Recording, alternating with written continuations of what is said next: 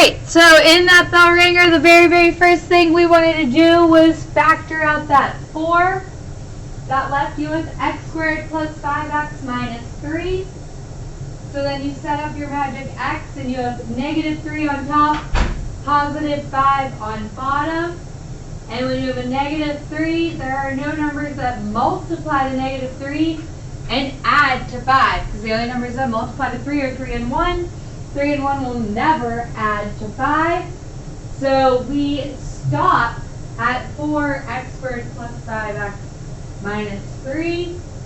So the only factorability is the GCF. Then in number 2, we had 2 terms. So if you have 2 terms, you are looking for a GCF.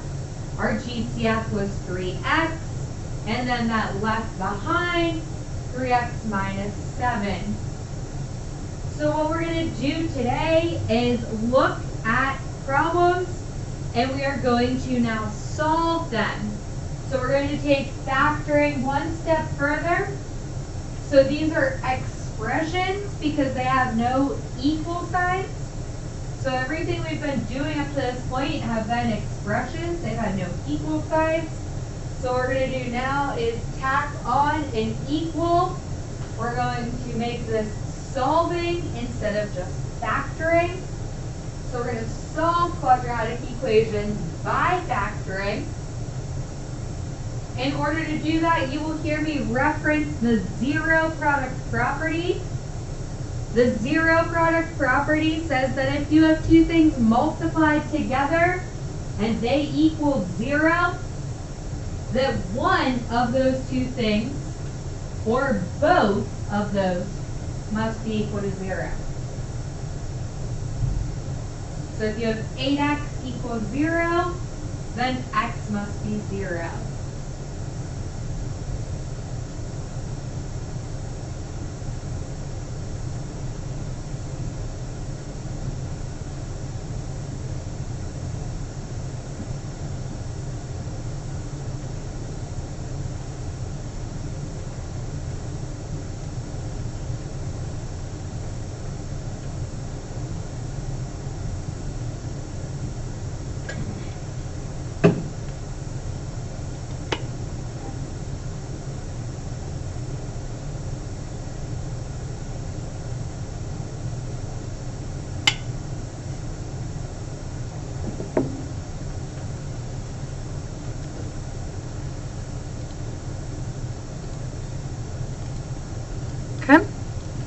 So then what we're going to do is take an equation that is already factored, and the new part is say that that factored equation is set equal to 0. So you would have done the factoring on Friday. You'd have gotten that 2a plus 7, or 2a plus 4 times a plus 7. Now what we're going to do is say that 2a plus 4a plus 7 equals 0. So then applying the zero product property, it's like saying that 2a plus 4 is A, the a plus 7 is B. So we're going to say that 2a plus 4 equals 0, or a plus 7 equals 0. And then we're going to solve for A. So you get 2a equals negative 4, a equals negative 7, and on the left you have to divide by 2. So we get a equals negative 2 and a equals negative 7. So again, up to this point, you were getting to this stage on Friday. We're going to solve now. It's the only new step. So these are your directions that we've been following. Set the equations equal to 0. So we previously talked when graphing that you had to have it set equal to 0. You cannot try to solve a quadratic with variables on both sides of the equal sign. You cannot solve a quadratic with variables on both sides of the equal side. You must set it equal to 0. For now, we're going to focus on solving by factoring.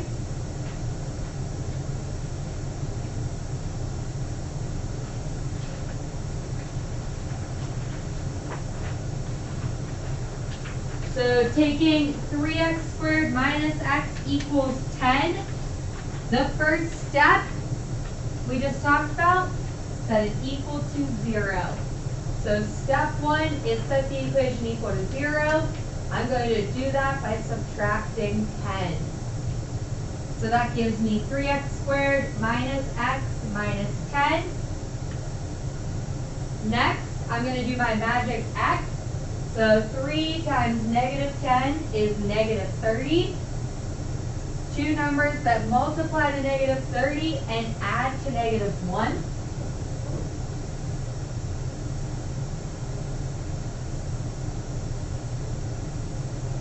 So because the top and bottom are both negative, one of my numbers is a negative and the other is a positive. So in this case, my numbers are going to be 5 and 6, where my 6 is the negative, so that my middle term is negative. So I have negative 6 and 5. So then we're going to do our factor by grouping. We're going to take that negative 6 and 5. Replace that middle term.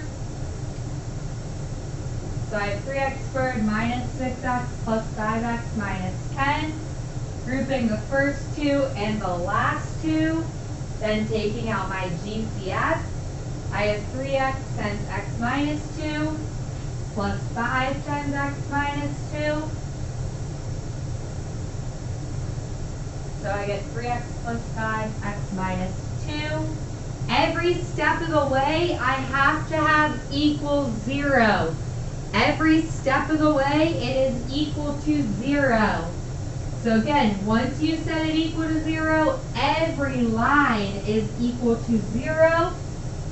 We're going to use the zero product property to split that so that x minus 2 equals 0 and 3x plus 5 equals 0. And then I'm going to solve for x. So I get x equals 2 and x equals negative 5/3. The solutions of a quadratic are my roots or x-intercepts. The solutions of a quadratic are also your roots or x-intercepts. So if we were graphing, those would be your x-intercept values.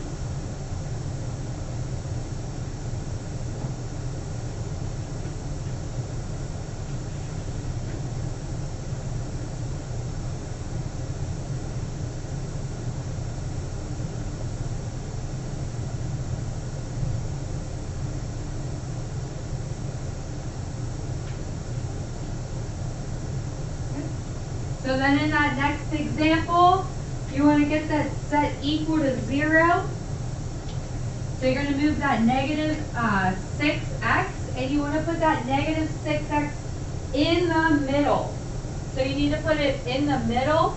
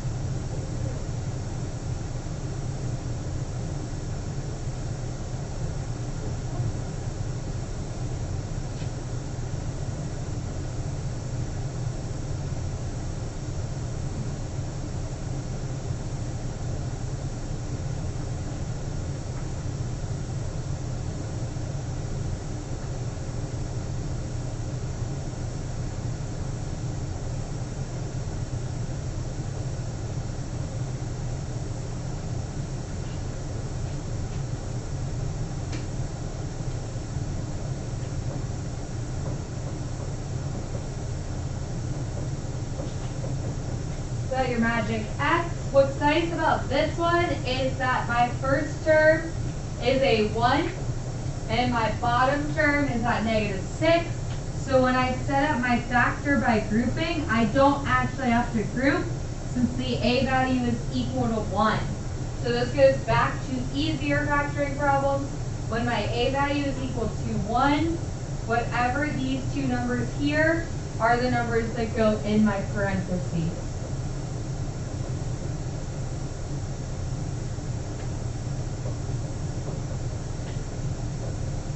So then x minus 9 is 0, and x plus 3 is 0.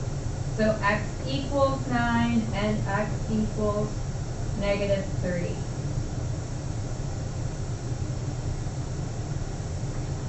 Same thing. As you work through, you want to make sure, step 1, set equal to 0. When you move over any term, it needs to be in standard form. So 2x squared plus 5x minus 3. You can't leave the 5x at the end. You have to go in standard form.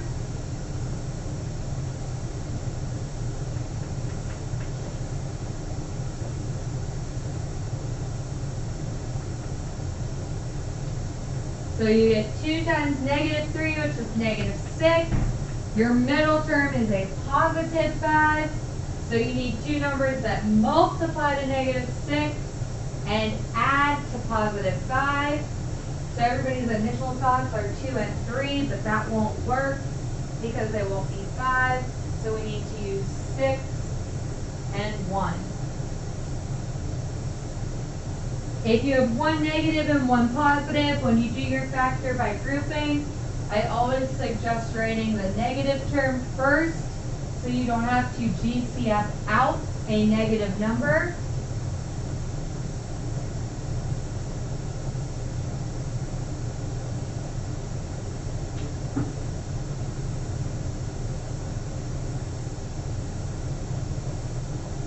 So in factored form, I have x plus 3, 2x plus negative 1 equals 0. So I get x equals negative 3 and 2x equals 1. So x equals 1/2.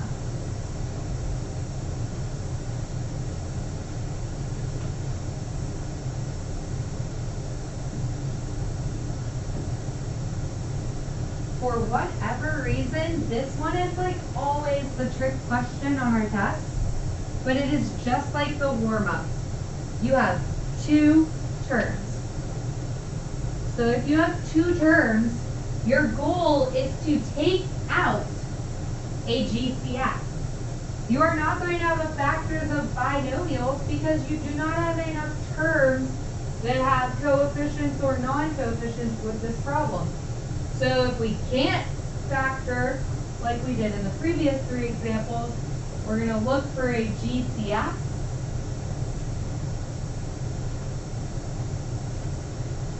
So I can take out a 2 and an x. And then the rule with the zero product property still applies. The a is like the 2x. The b is like the x plus 4. So 2x needs to equal 0. And x plus 4 needs to equal 0. So one of my roots is 0, and the other is negative 4.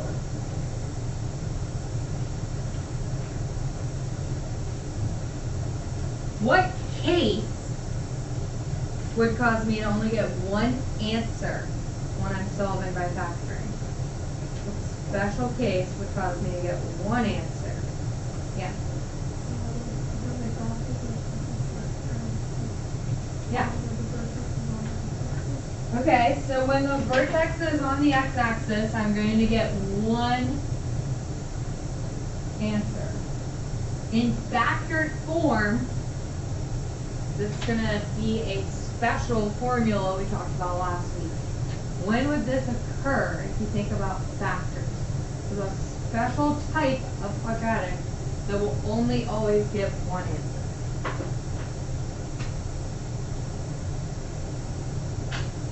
So let's go back to last week. What was the first day of lessons? We did magic x and GCF. So does GCF give one answer or 2 answers? 2 unique answers, right? 0, negative 4. That's a GCF example. What did we learn the very next day? We learned 2 formulas for special cases. Let's So one of our formulas, this stays blank, that's fine. One of my formulas is difference of squares. So you get a plus b, a minus b. It's not going to give the same answers or different answers.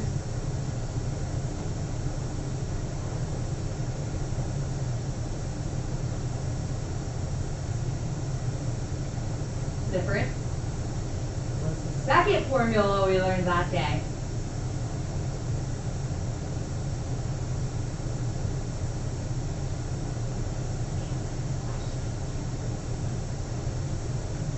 The difference of squares. What was on the back of the difference of squares is?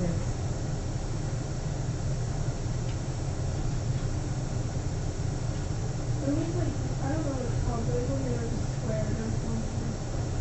What? Okay, they're called perfect square trinomials. And that's the nail on the head, right? It's when you have one term squared. So you're going to get a plus b squared. You said a plus b squared equals 0. Are you going to get two answers or one? One. So it's a plus b equals 0. A plus b equals 0. Both times, you're going to get the same number. That's called a repeated root. So that example happens when you have a perfect square trinomial. Taking the graphing, bringing it to factoring, looking at it as 1. Your homework's on next page, front and back.